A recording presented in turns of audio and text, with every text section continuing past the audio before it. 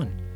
For the week ending on June 19th, Philadelphia had a total record of 3-5, with the Phillies going 1-4, losing 2 series. The Soul going 1-0 with a win of 54-29, and the Fusion going 1-1 with a 1-3 loss and a 2-1 win. So much to talk about, all this and more, so sit down, relax, and enjoy your ride here on The Orange Line.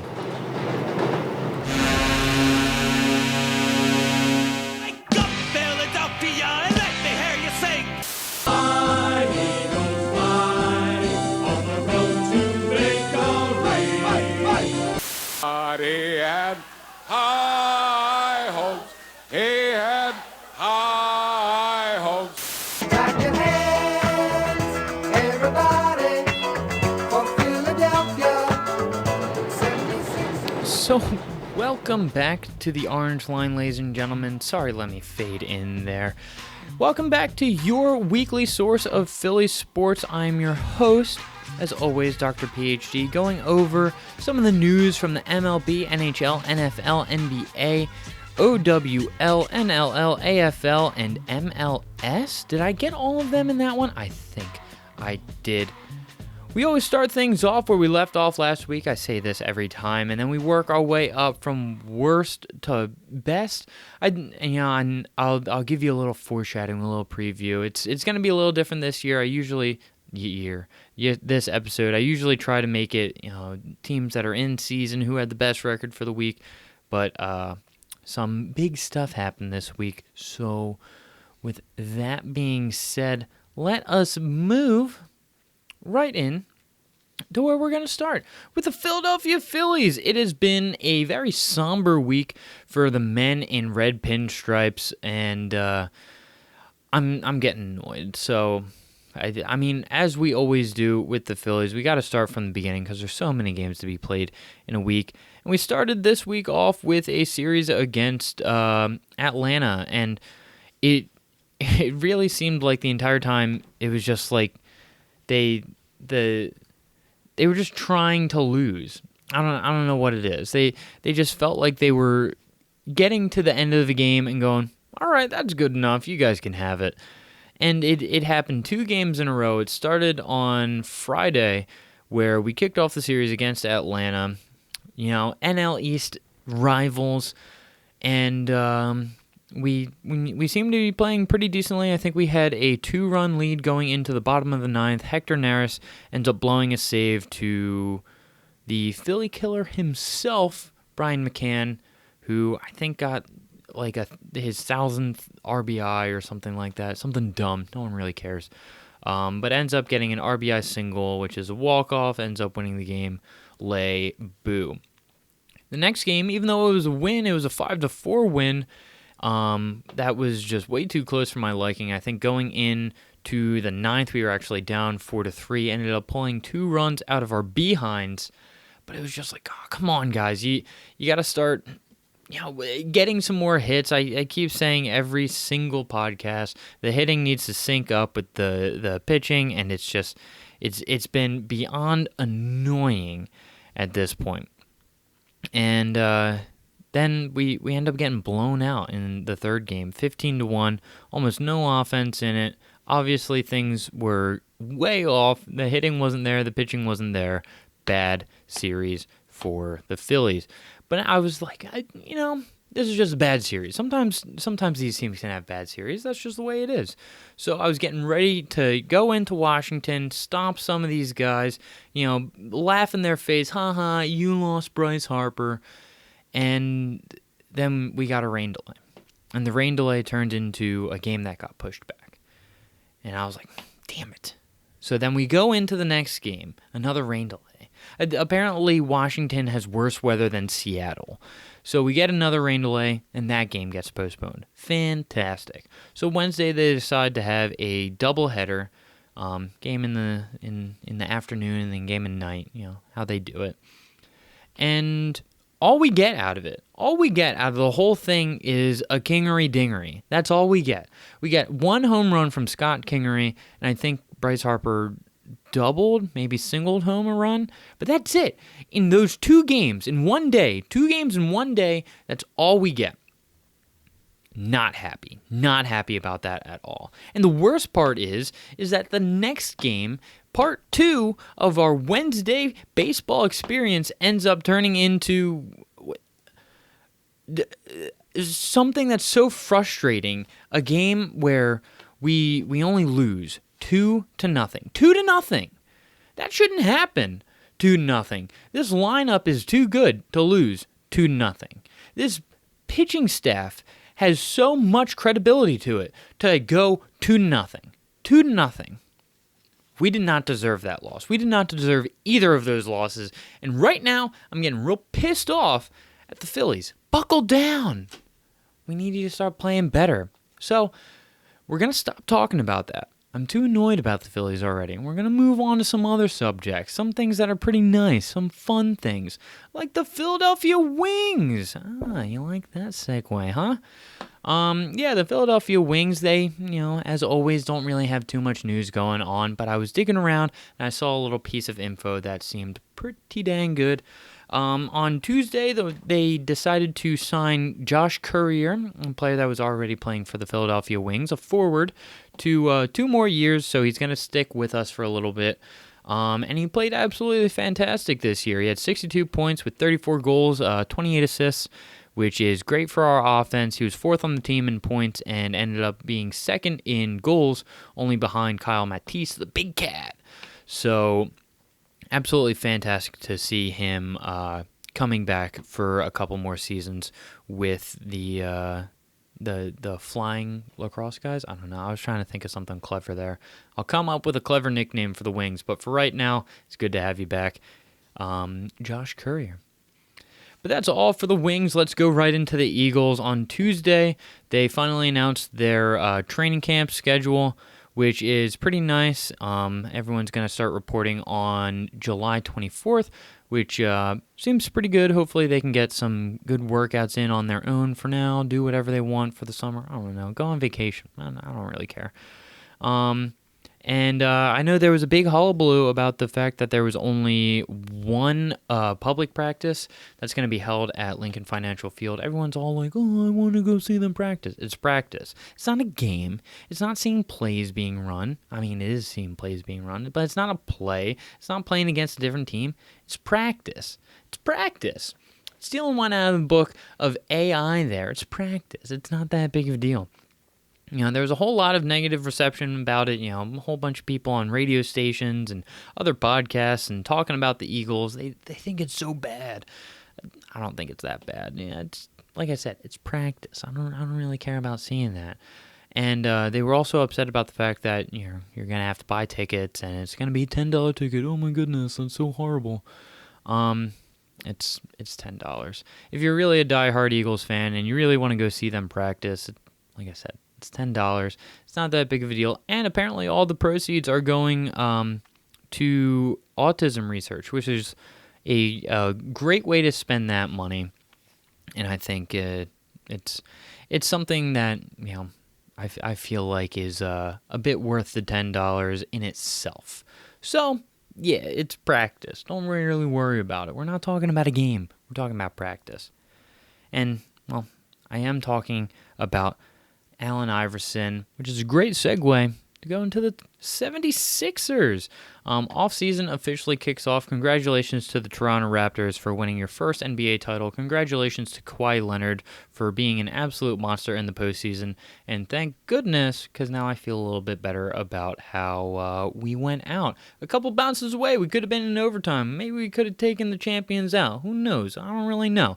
But honestly, I think it's okay. I'm not too upset about it. I know a lot of the Sixers stars are going to start putting in work on their own just from, working out, getting ready for some games. Summer League is going to happen. I'm very excited about that. I saw Shake Milton is getting down, getting ready, and getting excited for some Summer League. Ben Simmons is actually getting ready to play for Australia, which is cool. I believe it's Australia. If it's not, then I'm really dumb. But yeah, he's getting ready to play for Australia, which is great. And apparently, JoJo's been working out. We're gonna get big JoJo. The big guy's gonna get even bigger. I'm excited. The league isn't ready. Flex on him, JoJo. That's what we need. And I promised myself I wasn't going to mention it this episode. I promised myself I wasn't going to do it. I promised myself, and now I'm going to ruin it. If you weren't aware, on Monday, if you follow Jimmy Butler on Instagram, which you should because he's a cool guy, he's got jokes, apparently. He's just joking around. He recently posted a video of him turning around, looking all smug, giving like a kind of face, and he's been playing around. The caption to the video was the face I make when someone says sign with ... How dare you? Jimmy Butler, please sign with us. But I don't want the jokes. I want you to just sign. I want the run back. Considering the fact that this league's going to be shaken up, we got, Anthony Davis going to the Lakers for a whole bunch of jobbers. Lonzo Ball and his crazy father are going over to play with the Pelicans. We got Kawhi Leonard probably not even going to be with Toronto anymore. Clay and KD are gone. This league's going to be pretty interesting coming up in this year. Things could be shaken up, and I really, really hope that Jimmy Butler comes back because I feel better about our chances. A lot of people do too. I saw something, I forget who said it, but someone on Twitter said that considering some of the changes that's going to be happening to the NBA, some of the teams that are going to be shaked up, so long as we bring back at least Tobias Harris or Jimmy Butler, then it's looking pretty good for our chances. But that is all for the 76ers. Let's go right into the Philadelphia Union, who they did not play this week. They are still on a bit of a hiatus, but they are getting ready to come back. So I was digging around trying to find some news, trying to find some things to talk about, and I came up with a bit of some good news, some funny news too. On Friday, the GM, Ernst Tanner, had a talk to extend Jim Curtin's contract. Jim Curtin is the coach of the Philadelphia Union, which makes sense. He's been doing a great job so far with the team this season. We're, the Beast in the East. We are tippy top of the leaderboard, which is exactly where we want to be. And is exactly what would be indicative of re-signing a coach, extending a coach's contract. So hopefully we can get that going. On Thursday, there were a few stats that were brought out, and I just want to take a moment. Can we talk about Ilsinho? Can we talk about how great this man is? Comes off the bench. He's been absolutely insane. Saw a stat that he has 5 assists coming off the bench, which is leading the league. He actually has 3 more than anyone else in the league who comes off the bench, which is absolutely fantastic, proving that he is one of the best bench players in the entire league. Plus, he has 4 goals, which is great. 2 of them ended up being in that last game against the New York Red Bulls, where he just absolutely popped off. So that is fantastic. And the last piece of news, the last thing I wanted to talk about, it's not really relevant to anything. I just thought it was really funny. I saw that apparently Fang, the mascot for the Philadelphia Union, is now part of the Wu-Tang Clan. I had no idea that was even going to be a thing. People who are fans of Fang, they like to call themselves the Wu-Fang Clan, and the Wu-Fang Clan ended up meeting up with the Wu-Tang Clan. One thing leads to another. We got a new member of the Wu-Tang Clan. Shouts to Fang. Shouts to all of the mascots, actually. Philadelphia, city of the best mascots. You can put my name right next to that quote, because name a city that has better mascots than us. You can't. It's not possible. But now we're getting into the nitty and the gritty. But not gritty, actually. We're talking about the Philadelphia Fusion for right now. They kind of came off of a rough start to Stage 3, completely got smoked by Hangzhou, and like I said in my Docter PHd Picks of the Week last week, that they needed a win this week, and they ended up getting it, but before we got there, we had to play the LA Gladiators. And the thing that I liked is that it looked like they were trying to come up with some new ideas. They were trying to at least play around with the meta, change some things up, do new strats. Even though they lost 1-3, they actually looked pretty decent, competitive at the very least. They ran a version of Goats called Sombra Goats, which actually switches out a Diva for a Sombra, which in terms of how it works with the Philadelphia Union, Poco switched off of Diva and picked up Zarya, and Carpe switched off of Zarya to pick up Sombra, and I think it just ends up working well. The people I talked to about Overwatch League, they agree that this is really beneficial for Carpe, really beneficial for Poco, and it utilizes their specific skills a lot better, which is great. I love seeing that. So good move there. I also like the idea of having Sombra around there. She seems like a really annoying character who can just shut people down, move around really quickly, and be an absolute pest. So, maybe interrupt some of the alt economy that's happening on the other team, and especially with the hacks and with the EMPs, really slow down some of the other team's plays. So that was a great start to the week, even though we ended up taking the L, but it transferred right into Sunday's match where we played against Boston. And Boston was the team that I really thought that we were going to win. We ended up getting the win. So that was fantastic. At least I got that pick right. Well, I don't know what I can say. It seemed like they were getting a better handle on Sombra Goats. Obviously, they had a nice full hold on map 2, I believe, where we ended up tying. But after that, we ended up just going right through them, picked up 2 maps, and the win for the match. More Sombra Goats, which is absolutely great. I think the biggest problem that happened in their first match against the LA Gladiators was that they just weren't figuring out how to use their ults at the right time. It's, different timings I can see. So hopefully these new strats can lead to, maybe a better future, maybe some better standings. That's what I'm hoping for. But let's go right into the Soul. I use that segue all the time, but that's the only one I got. Soul picked up a big win this weekend, played against the new kids on the block, Atlantic City Blackjacks, and it seemed like the cards were not in the Blackjacks' favor. Big game. Big game, as all of the games going forward will be. I believe right now the Soul are 4-4, which is not exactly where they want to be. They want to be more in the win columns, of course. But this win is going to be good for that. Hopefully, it can slingshot them into a few other games coming up. Huge defense play that was happening all over the game this weekend. I believe they had 3 turnovers on downs, 3 sacks, and an interception, which is, it's been one of the things that I've been saying for weeks and weeks and weeks, is that this team is great offensively. I think Dan Radaball went 15 of 18 this week with 180 yards or something like that. But he's been, absolutely fantastic. Class 1A, pretty much, and I've been really down on their defensive skills, and it's been nice to see their defense come up and shut down some of the new kids. That's what I'm talking about, guys. And just like I said, every game from this point on is going to mean a whole lot. So, I don't know. That's about it. There is one team that we have to talk about, but they are not in play.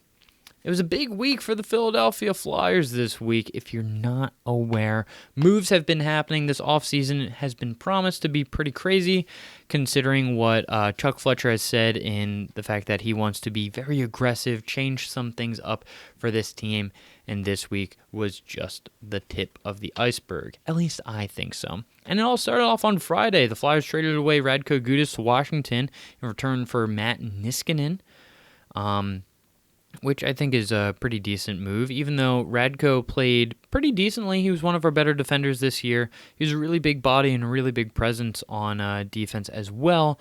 He just, it isn't as defensively sound as Matt Niskanen is. And even though Niski is an older guy, he's going to bring in a lot of experience. I think has 125 playoff games under him, and he's just an overall better defensive presence, which I think is going to be really, really good to be around for, all of the younger kids.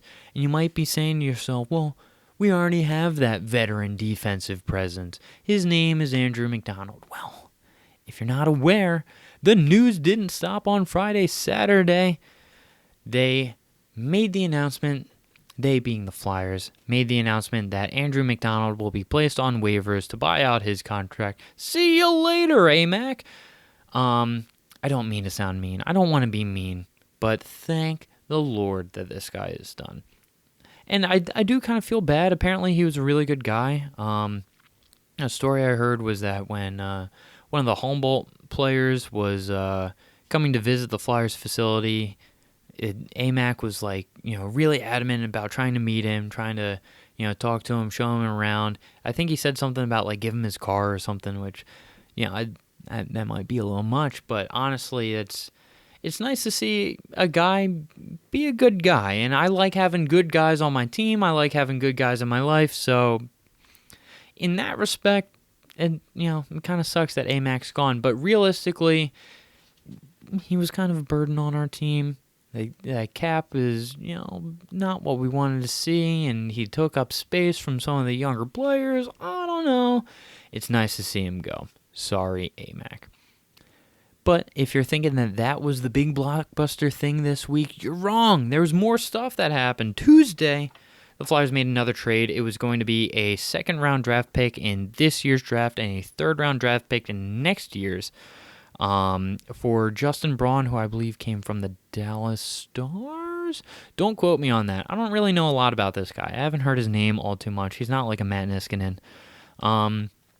He's an older dude, I believe 32, adds more experience to the very, very, very young defensive core that we have.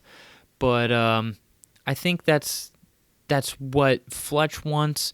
I can only assume that's also what AV wants as well, just considering the fact that they want to change up this team. This team deserves a system that will work, and to play in a system, they have to start changing some players around.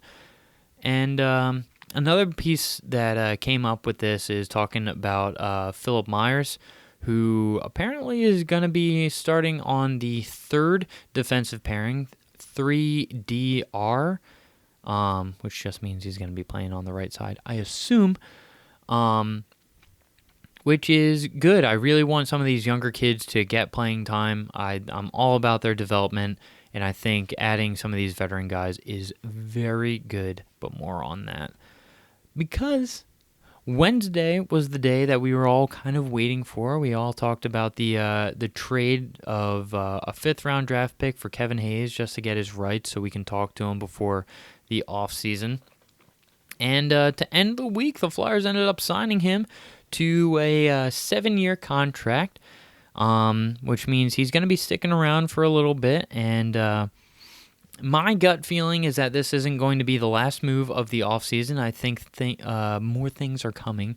They're on their way, but that remains to be seen. A lot of people were butthurt by this this transaction as well. They were like, he doesn't deserve all that money. And I'm like, I don't care about the money. What I care about is the play on the ice. I want this team to win games, and I want them to score goals. I want less goals against, more goals for, and I just want to get to the playoffs. So I don't care how much you pay him. You can pay him $1 billion. It doesn't matter. If he plays well, then that's all I can really ask for, So I just try to be positive about this whole thing.